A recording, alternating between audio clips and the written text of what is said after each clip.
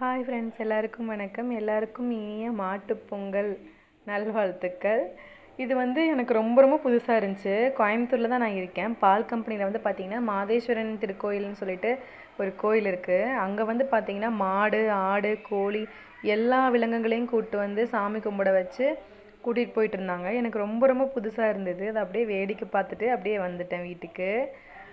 இது மாதிரி கிராமத்தில் பண்ணுவாங்க, நான் பார்த்துருக்கேன். ஆனால் சிட்டி சைடில் இந்த மாதிரிலாம் இருக்குதுன்னு எனக்கு தெரியாது. என்னடா கூட்டமாக இருக்குதுன்னு வண்டி நிறுத்தி பார்த்தப்போ தான் இந்த மாதிரி ஒன்று நடந்துட்டு இருந்துச்சு. பார்க்கவே நல்லா இருந்தது ஃப்ரெண்ட்ஸ். அப்புறம் வீட்டுக்கு ரொம்ப லேட் ஆயிடுச்சு. சிம்பிளாக குயிக்காக தான் செய்யலான்னு பார்த்தேன். வெந்தய சாப்பாடு செய்யலாம், வெந்தய தக்காளி சாப்பாடு. இது ரொம்ப நல்லாயிருக்கும் ஃப்ரெண்ட்ஸ். சிம்பிளாக இருக்கும், ஆனால் டேஸ்ட்டு சூப்பராக இருக்கும். ஒரு டைம் நீங்கள் செஞ்சு பாருங்கள்.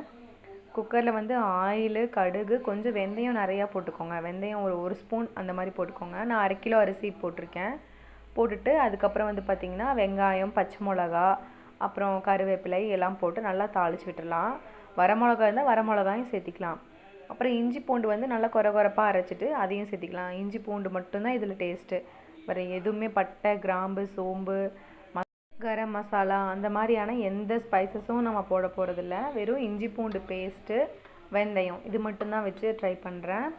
அவ்வளோதான். அதுக்கப்புறம் பார்த்திங்கன்னா வெங்காயம் தாளிச்சதுக்கப்புறம் தக்காளி, மஞ்சத்தூள், கொஞ்சம் மிளகாய்த்தூள், தனி மிளகாய்த்தூள் இதை மட்டும் சேர்த்துட்டு நல்லா வதக்கிக்கலாம் ஃப்ரெண்ட்ஸ்.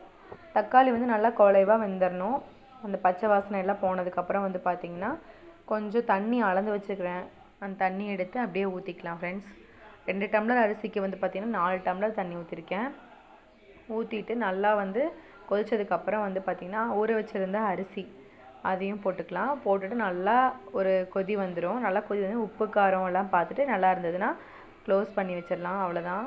விசில் வந்தோடனே ஓப்பன் பண்ணி பார்த்தேன். சூப்பராக பொல பொலன்னு வந்துருந்தது. அப்புறம் நெய் ஊற்றி சர்வ் பண்ணியாச்சு ஃப்ரெண்ட்ஸ். பாய்.